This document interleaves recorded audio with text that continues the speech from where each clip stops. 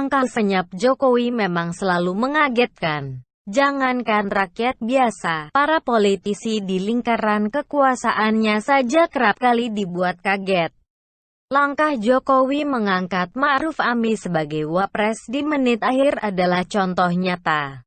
Kini nama-nama yang diusung untuk pergantian kabinet mulai menyeruak. Kita tak bisa menebak siapa penggantinya. Tapi paling tidak kita tahu siapa yang sepatutnya diganti. Seperti pembubaran gugus tugas COVID-19 setelah pembubaran 18 lembaga. Jauh-jauh hari kita bisa menebak kalau kinerja mereka lamban dan tak membuahkan hasil. Angka kematian COVID-19 terus bertambah, zona merah di mana-mana. Sedang programnya malah memproduksi obat ilegal. Bukannya corona, justru gugus tugas sendiri yang menyengsarakan negara. Itu cerita mengenai gugus tugas. Cerita sesungguhnya adalah reshuffle Kabinet Indonesia Maju, tapi kenyataannya lebih cocok disebut kabinet jalan di tempat. Bagaimana tidak? Di tengah pandemi corona yang menyeret ekonomi ke dalam jurang resesi, para menteri terlihat tak ada kemajuan. Serapan anggaran rendah, inovasi di kementerian nihil. Permintaan perpres atau pembuatan permen kosong dan miskin tanggung jawab. Jokowi menyebut mereka sebagai manusia yang tak punya sense of humanity dan sense of crisis. Siapakah mereka? Tentu yang mulanya bersinggungan dengan COVID-19 ini sendiri. Nama-nama seperti Terawan yang tak becus menekan kematian COVID-19 dan tak bisa menyalurkan APBN untuk tenaga medis yang pertama dibidik. Selanjutnya mereka yang duduk dalam bidang ekonomi. Bisa jadi Menteri Ekonomi, Menkonya hingga Menteri yang mengurus masalah investasi. Setidaknya satu dari kementerian ini juga terancam di reshuffle. Lalu Menteri KKP yang telah mencoreng pemerintah karena melegalkan ekspor benih lobster. Padahal ujungnya untuk memperkaya diri dan kroninya sendiri.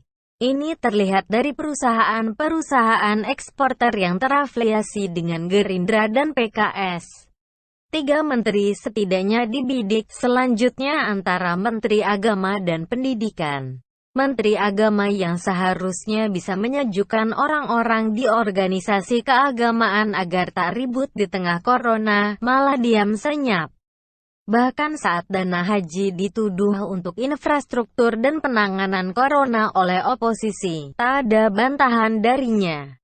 Kalau dulu terlalu ribut, kini menak seperti orang mati. Sungguh sangat layak diganti. Terakhir Menteri Nadiem yang awalnya saya harap bisa memberi gebrakan di dunia pendidikan, nyatanya masih jauh dari harapan.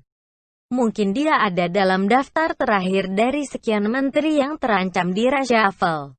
Nadiem harus jujur kalau dia tak bisa memberi gebrakan berarti. Bahkan saat pandemi corona yang seharusnya dia bisa berinovasi lewat teknologi IT malah dilewatkan begitu saja. Justru yang keluar pernyataan blunder soal belajar dari jarak jauh selamanya.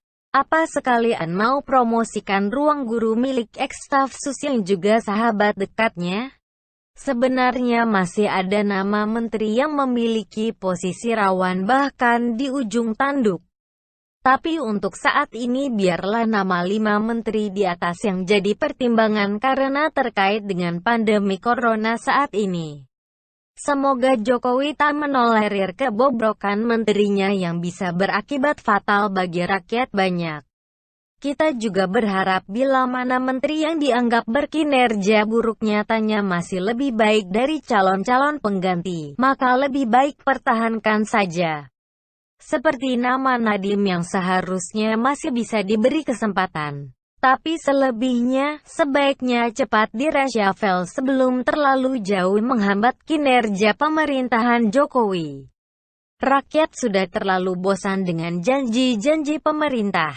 Apalagi kini dihadapkan dengan gelombang PHK besar-besaran. Apa harus menunggu mereka mati kelaparan baru pemerintah bertindak?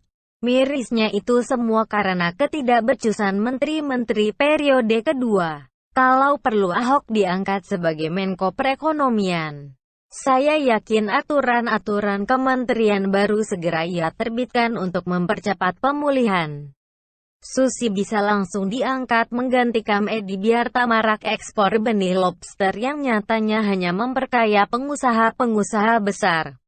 Risma yang sebentar lagi selesai jabatannya bisa ditaruh sebagai Menteri Agama biar mendamprat gerombolan FPI, MUI dan sejenisnya. Terakhir Bupati Aswar Anas juga bisa ditarik masuk kementerian karena kelihayannya dalam pemerintahan.